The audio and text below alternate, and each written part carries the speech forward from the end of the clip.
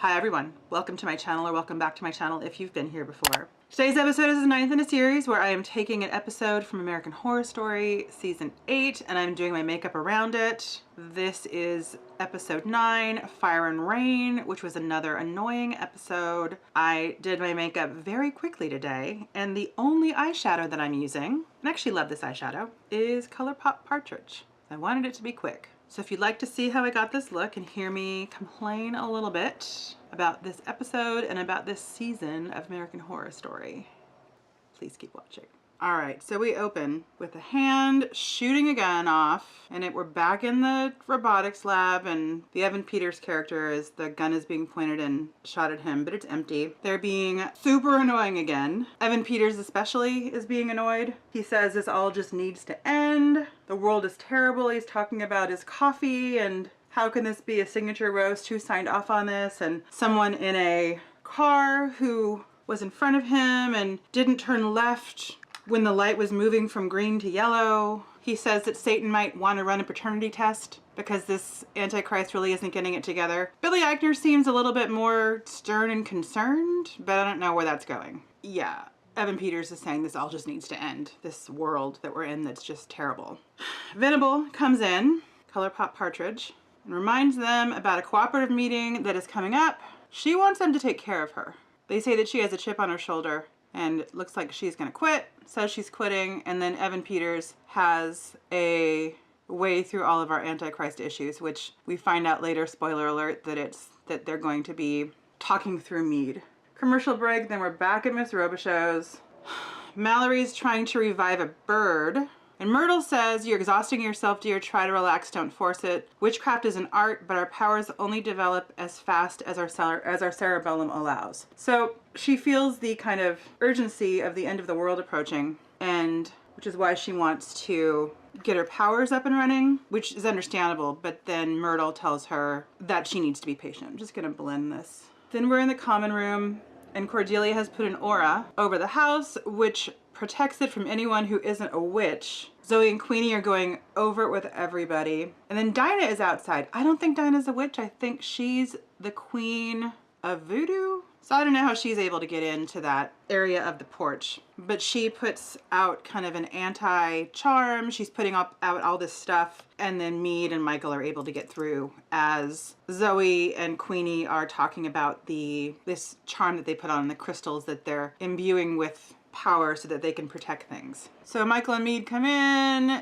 Zoe throws psychically with her hands, throws the crystals at them, and then Michael throws them back and kills them all with crystals, which seems like a flesh wound situation to me. Like, I know that there was an actress who died in a skiing accident, or Redgrave died, and there's an artery here that you can have an aneurysm or some significant trauma if you hit that. But that isn't what happened. It just seemed like flesh wounds, which was annoying. And then Mead takes off her hand and starts shooting with her machine gun hand. Queenie, I'm glad that we finally saw this because there have been a lot of situations where Queenie hasn't been using her power. So we finally get to see her try to use her power one last time as she slits her throat and tries to kill Mead, but Mead obviously is bleeding. Whatever this is, this kind of milky thing that signifies that she's a robot. Mallory, Myrtle, and Cordelia are squirreled away and they sneak out. Mallory doesn't want to. She wants to go save the witches, but Cordelia says, "We have to go. We have to save you. You're like our hope and everything." I find it really implausible that Michael, not really Mead, but Michael was not aware of where they were and that they were missing, that they'd already snuck out, but whatevs. And then we see Dinah, and Michael says that her series been greenlit for 13 episodes. It's a convenient number. Look on her face is kind of pensive and concerned, and still don't know what's going to happen with her in the end.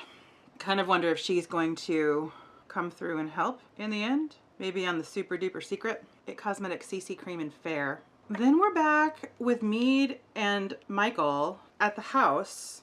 So again, I think this is in California. It's definitely it hasn't been marketed or described. It hasn't been described like it's just down the street in New Orleans. So the reason why I bring that up is because the anger, not the anger, the just adolescent, almost throwing a tantrum is what he's doing. But the fact that he's sustained that for as long as he has is annoying. So they've left New Orleans and they've traveled back to the house, and then he's going off about killing the witches and how angry he is that they weren't able to kill the witches. And this is when we see that Mutt and Jeff are programming Mead, and they're trying to have her help him kind of find what to do next. And I think it's the Evan Peters character who realizes, because they have Mead ask him what he thinks should happen. And he says that he thinks he should become the president. And she says, well, that's problematic for a number of reasons, which, well, it would be. But then Evan Peters realizes that what he's doing is just using the plot of The Omen 3 as a guide. And he says that this doesn't come with this Antichrist thing doesn't come with a guide, and he doesn't really have anywhere else to turn to. And then Mutt and Jeff have Mead encourage him to go back to the offices because they're going to help him. Michael then goes to the offices, and it turns out that the cooperative, oh, this is Boybrow and Brown. The cooperative is the rebranded Illuminati, and there are these powerful influencers and politicians and people from around the world that are in this group that have all sold their souls to the devil, and therefore also to him because he's the son. And he just needs to use these people. And then the Billy Eichner character says, it's all written, it's all prophesized. And he throws down a copy of the Bible, which opens up to Revelation. And apparently that's the thing that makes Michael aware that there's like a roadmap and a plan, and he says, what do we do next? And giant problem with that. Oh, and then before I go on to my giant problem, they do basically say that they need to have just the right 3 people in the right places pushing the right buttons to make this happen. I'm gonna go in with, this is a broken Anastasia Beverly Hills. Brow is in dark brown. I have a little bald patch and it's not filling in as much as I want it to. Just want to fill that in a little bit more. And then I'll match it up over here. So then he also says to, before we move on, he says to them, to Evan Peters and Billy Eichner, is it enough to kill the witches? Like he's, again, this petulant adolescent who's singularly focused on revenge. Milani Luminoso. Then we have a commercial break and we are back at Misty Day's cabin. It Cosmetics by Pores. And we find out, and this is, they're at Misty's cabin where they're able to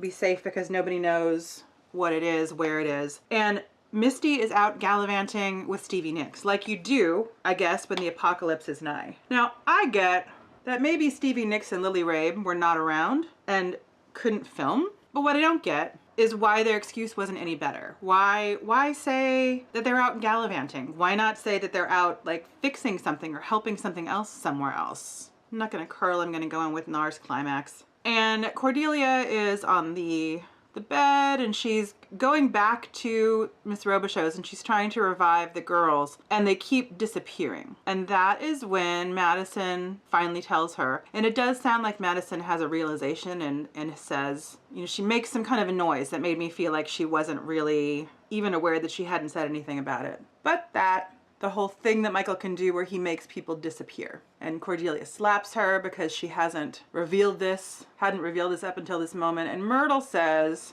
well, she doesn't say, but she suggests that everyone just needs to calm down. I'm gonna use Colourpop Scorpio Moon. I'll speed you through this. All right, so then Myrtle and Cordelia talk about the possibility that Mallory has this power to change past events. And Myrtle talks about the deer that we saw before in whichever episode where we saw Mallory doing this, where the deer is dead and she brings it back to life. But what she does is not just bring it back to life. Apparently she reverses time. And I didn't notice, but I guess that the deer gets younger. So they're talking about maybe this legend that everyone, all of these witches have known about is actually true and that Mallory can do it. And they decide that the way that they're going to prove this, or just test the premise, is to have her go back in time and try to save Anastasia from the firing squad. The Romanoff firing squad. I get why they're doing it, because what they say is they need to do something that can test this where Michael won't know about it. So they can't do anything in our timeline that he might be aware of. But I don't understand why the budget went into this, or the actors, or all of this. It just took a long time to film. There was a big house. It just seems like a lot. It was about 5 minutes of setup before we even get to Mallory actually trying to do this. And we learn that Anastasia was a witch, and she was doing this spell to keep the assassins away when they were trying to shoot the family, and we see this kind of wall come up. And I think it's interesting too, because Rasputin was this like legendary mystic, and I think it's really interesting that if you're gonna go back to the Romanovs and you're going to use Anastasia as the kind of test for Mallory to do this, and you're gonna bother to go back there and have all these actors and all of these sets and all of these costumes, I don't know why you wouldn't bring it back a little bit further and include Rasputin and kind of tie that in and talk about him. And I don't know, maybe that's just me. So then we have another commercial break, and we're back in the basement, and Mallory's in the basement with Anastasia trying to help her, and she wasn't able to help her, and she comes back screaming. It's kind of amazing how she comes back, and she needs to go back in time, and she's kind of frantic that she needs to go fix this.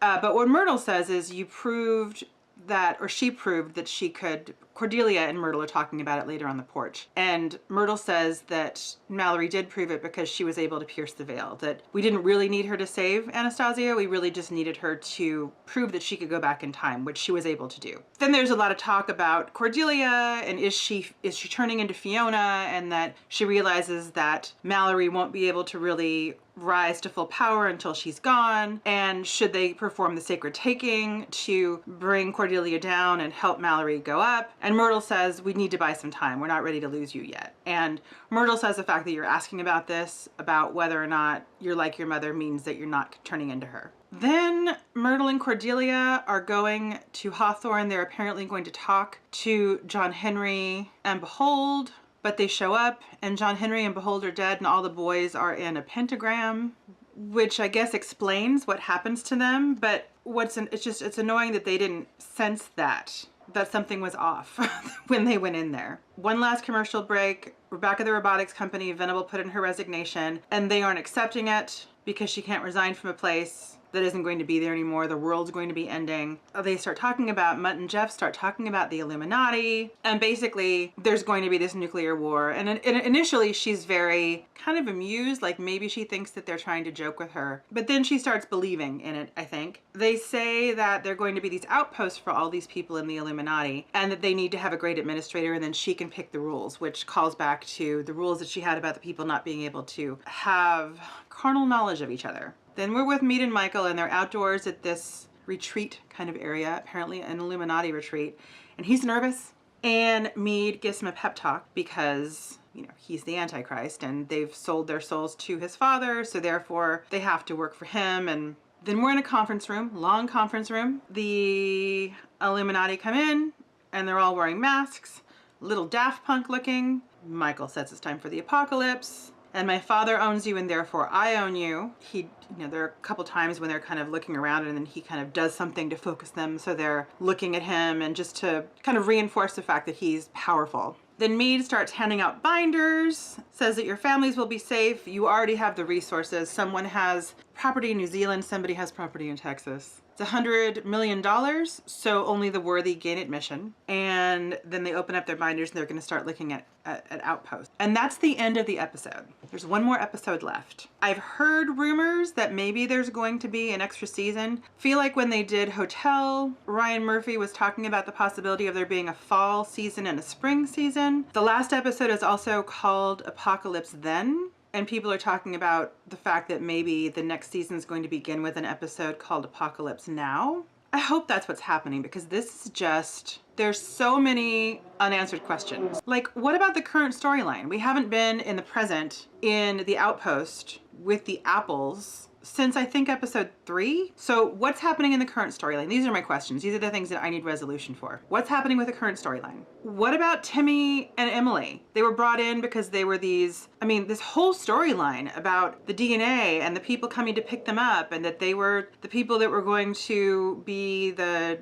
right DNA to kind of have around after the apocalypse. What's happening with that? What about the spells that Cordelia, presumably in the last episode, we're going to have Cordelia put these spells on Mallory and Coco, so that they forget that they were witches before and when they're in the outpost. But I don't know how that's going to happen. I don't know when their life begins. Like, when does she become this Instagram sensation, and when does Mallory become her assistant? And what about Mallory's father, who paid all this money to have them be at the outpost, and is that real? And when was he told that? I mean, how does all this kind of memory stuff get resolved, and how do they get positioned in their lives just before the apocalypse? And presumably that has to happen like before the apocalypse happens, because you have to have your life living and then the apocalypse happens. You can't just, I don't know. And who was flying the plane that they were on? It was this plane that no one was flying.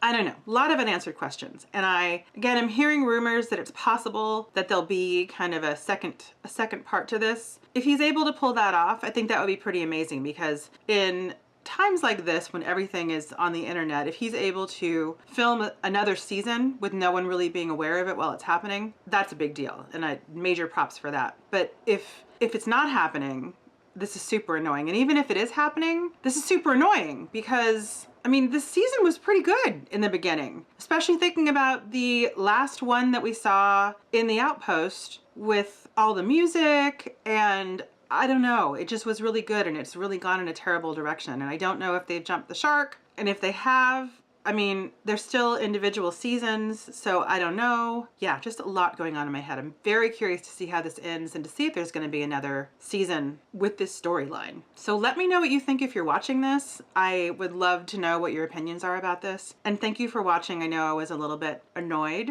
while filming this, but it's annoying, and therefore I'm annoyed. So thank you for your patience and for your time. There's a lot to do in the world and a lot to do on YouTube, and it means a lot that you took some time to spend with me today. Take care, and I'll see you again very soon.